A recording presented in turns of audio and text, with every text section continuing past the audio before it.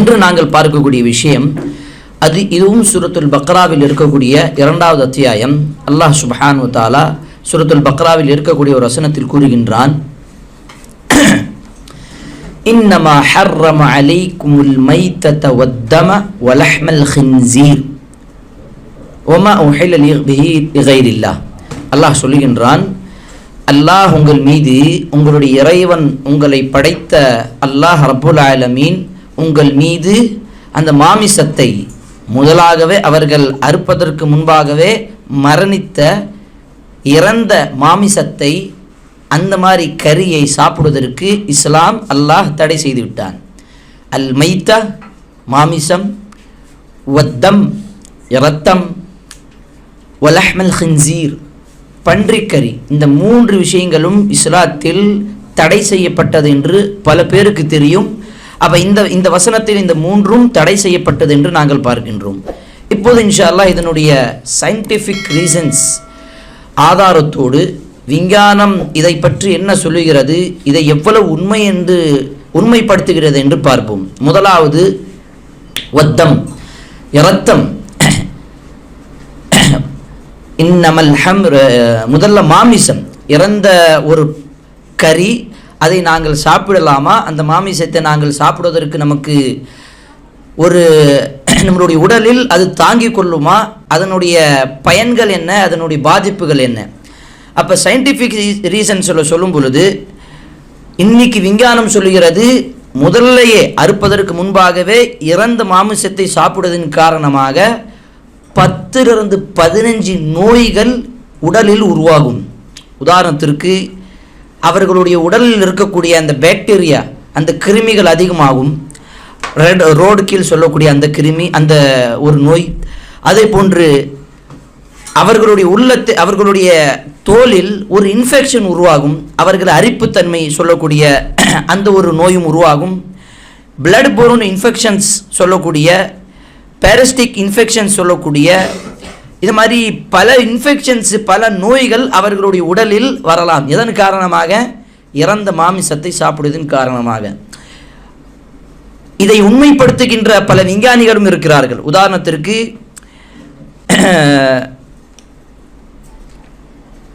பல விஞ்ஞானிகள் என்ன சொல்றாங்க அப்படின்னு சொன்னா, இந்த மாமிசத்தை சாப்பிடுவதன் காரணமாக நமக்கு வரக்கூடிய நோய் பல காலமாக, பல நேரமாக இருக்கும். அதிலிருந்து பல கேன்சர் போல நோய்கள் நம்மளுடைய உடலில் வரலாம்.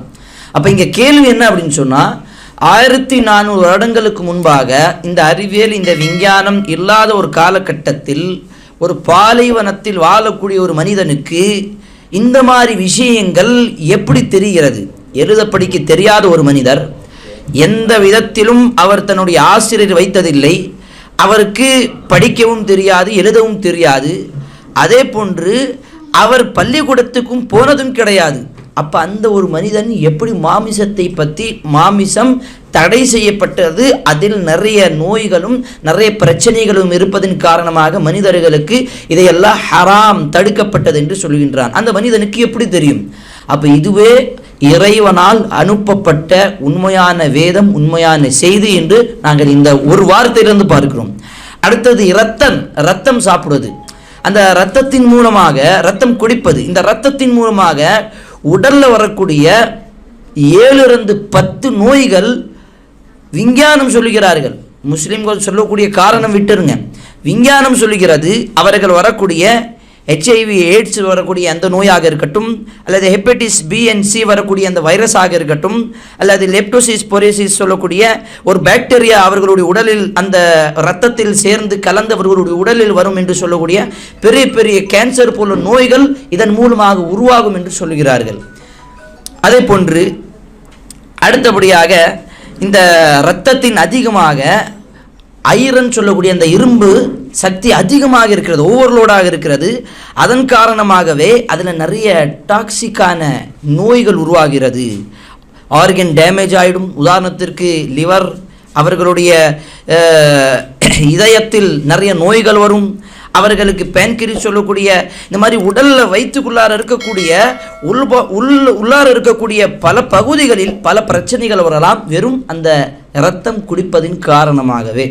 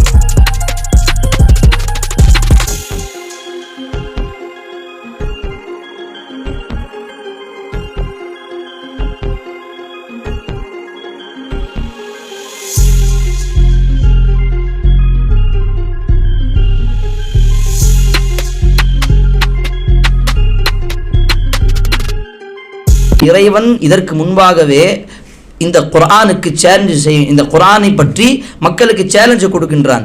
இந்த குர்ஆனை போல நீங்க கொண்டு வாருங்கள் பார்ப்போம். ஏன் இந்த குர்ஆன்ல இருக்கக்கூடிய விஷயத்தை யாராலையும் பொய்ப்பிக்க முடியாது, யாராலையும் தவறு என்று சொல்ல முடியாது. அதனால்தான் குர்ஆன் இன்னைக்கும் மாறாமல் இருக்கிறது. இந்த பைபிள் சம்பந்தமாக நாங்கள் பார்க்கக்கூடிய விஷயத்திலும் என்ன பார்த்தோம், பைபிள் ஒவ்வொரு நூற்றாண்டிலும் மாற்றப்பட்டது, நிறைய வித்தியாசங்கள் உண்டு. ஆனால் இந்த குர்ஆனில் வரக்கூடிய இந்த ஹதீஸில் வரக்கூடிய இந்த குர்ஆனுடைய வார்த்தையை கவனிங்கள். அன்றைய தினத்தில் என்ன இறங்கியதோ இன்று வரை அது அப்படியே இருக்கிறது. உதாரணத்துக்கு நான் அன்னைக்கு சொன்ன அதே வார்த்தை தான் அல்ஹம்துலில்லாஹி ரப்பில் ஆலமீன். குர்ஆனுடைய முதல் வசனம் அன்றைய காலகட்டத்தில் அந்த நபித்தூதர்கள், அந்த இறை தூதர்கள் என்ன படித்தார்களோ இன்றும் நாங்கள் அதை தான் படித்து கொண்டிருக்கிறோம். இப்போ இதை உண்மைப்படுத்துகின்ற பல விஞ்ஞானிகளும் இருக்கிறார்கள். அதுக்கு அடுத்தது மூன்றாவது வலஹ்மல் ஹின்சீர், பன்றிக்கறி தடை செய்யப்பட்டது. இது முஸ்லீம் இல்லாதவர்களுக்கும் பல பேருக்கு தெரியும். முஸ்லிம்கள், இஸ்லாமியர்கள் பன்றிக்கறியை சாப்பிட மாட்டார்கள், அவர்கள் இதை ஹராம் என்று சொல்கிறார்கள். அவர்களுக்கு சொல்லப்பட்ட வசனம் இந்த வசனம்தான். சூரத்துல் பக்ராவில் இருக்கக்கூடிய இந்த வசனம், இன்னமா ஹர்ரம அலைக்குமுல் மைத்த, இறைவன் உங்கள் மீது ஹராமாக்கி விட்டான், தடை செய்து விட்டான் என்று சொன்னால், படைத்த இறைவனுக்கு தெரியும் மனிதனுக்கு எது தேவை எது தேவையில்லை.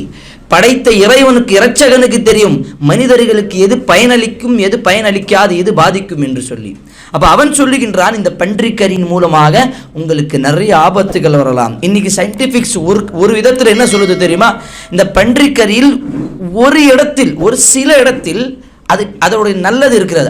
அதில் அதிகமாக புரோட்டீன் இருக்குது. அதன் மூலமாக மைண்டு ஃப்ரெஷ்ஷாக, மூடு என்ன சொல்கிறது, மூளை சம்பந்தமாக சில விஷயங்கள் நல்லதாக இருக்கும் அப்படின்னு சொல்லி அதில் 1-2% தான் இருக்குது. அதை அல்லாஹ் மதுவிலே சொல்லிவிட்டானே, வஇஸ்முஹுமா அக்பர் வனஃபுஹுமா கதீர்.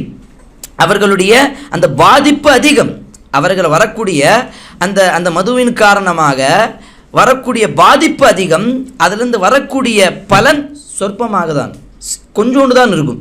அதே போன்று தான் இந்த பன்றிக்கறியும்.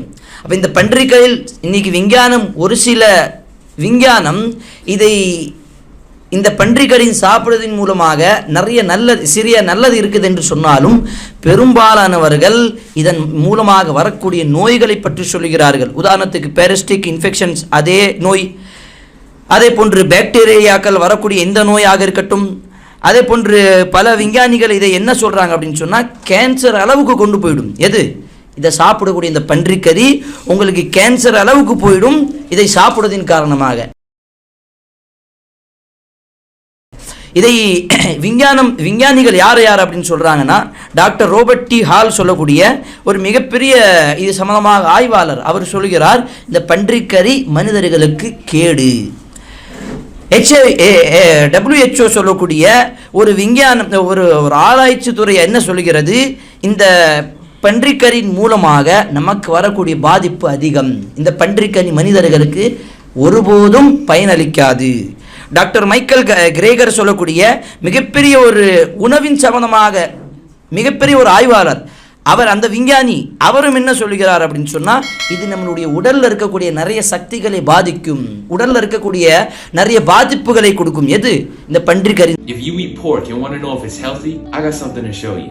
Foods like bacon, ham, and sausages all contain pork. I'm sure it tastes good, but I wouldn't know because my parents never allowed me to eat it, and here's why. When we eat pork, these things called trichinoid worms are now in our bodies, and they are slowly consuming the insides of our bodies like termites. They start in the stomach, then progressively get to the brain and continue to consume valuable parts of it. This is a huge reason why people are undergoing conditions like dementia and Alzheimer's at such a young age. The Honorable Elijah Muhammad said about pork, it's death to your children in their early ages, as well as the heart, lungs, and your sharpness in thinking. Do what's right. சாப்பிடுவதன் மூலமாக. அப்போ இங்கே ஒரு scientist, யாராவது ஒரு scientist, 2 scientist இந்த மாதிரி சொல்லியிருக்காங்களா அப்படின்னு நம்ம சர்ச் பண்ணும்போது நமக்கு சொல்லக்கூடிய பதில் என்ன தெரியுமா? 1-2 சென்டென்ஸ் இல்லை, பல விஞ்ஞானிகள் இதை பற்றி தவறுதான் சொல்லியிருக்காங்க. Scientific explanations on why pork is forbidden in Islam and Christianity you didn't know about. 1. Pigs carry about 30 diseases which can easily be passed to humans. This is why Allah commanded us to not even touch their carcass. 2. Pigs are garbage guts. They'll eat their own feces and drink their own urine. 3. The pig is the only mammal that does not sweat, leaving the sweat and toxins to merge in its flesh. 4. When a pig dies, the maggots, bacteria, and insects eat its flesh faster than any other animal. 5.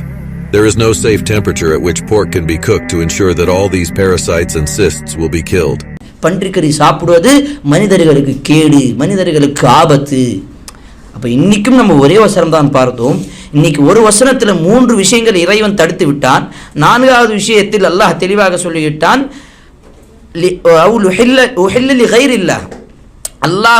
அல்லாஹுடைய பெயர் இல்லாமல், இறைவனுடைய பெயர் இல்லாமல் அறுக்கப்பட்ட அந்த பிராணியும் உங்கள் மீது தடுக்கப்பட்டது, ஹராமாக்கப்பட்டது. அப்போ அந்த 4 விஷயங்கள் இந்த வசனத்தில் முஸ்லிம்களுக்கு தடை செய்யப்பட்டது என்று நாங்கள் பார்க்கின்றோம். ஒரு விஷயம் நம்பிக்கை சார்ந்தது, ஒஹில்லலி கைரில்லா, அல்லாஹ்வுடைய பெயர் இல்லாமல் அறுக்கப்பட்ட பிராணி. இந்த 3 விஷயங்கள் விஞ்ஞானம் சம்பந்தப்பட்ட விஷயங்கள். விஞ்ஞானம் இன்னைக்கு இது தவறு, தப்பு, இது பாவம், இது பாதிக்கும், இது மனிதர்களுக்கு கேடு என்று சொல்கிறது. ஆனால் 1400 வருடங்களுக்கு முன்பாக வந்த அந்த குர்ஆன் சொல்லுகிறது. அல்லாஹ் சுப்ஹானஹு வ தஆலா 2வது அத்தியாயத்தில் இந்த குர்ஆனில் சொல்லுகின்றான், இன்னமா ஹர்ரம அலைக்குமுல் மைத வத்தம வலஹ்மல் ஹின்சீர். இப்போ இந்த 3 விஷயங்களும் மனிதர்களுக்கு ஏன் தடை செய்யப்பட்டது? இந்த காரணம் நமக்கு முன்னால் இப்போது நம்ம சொன்னதுதான். அப்போ நம்ம இன்னைக்கு பார்க்க இந்த வசனத்தின் மூலமாக படிப்பு என்ன அப்படின்னு சொன்னால், நம்மை விட நம்மை படைத்தவனுக்கு தெரியும் மனிதர்களுக்கு இந்த படைத்த இந்த படைப்புகளுக்கு என்ன தேவை இருக்கிறது, என்ன நல்லா இருக்கும். ஏன்னா நம்ம பிள்ளைக்கு நம்ம சொல்லுவோம்ல, அவனுக்கு என்ன பிடிக்கும், என்ன பிடிக்காது, அவனுக்கு என்ன நல்லதாக இருக்கும்.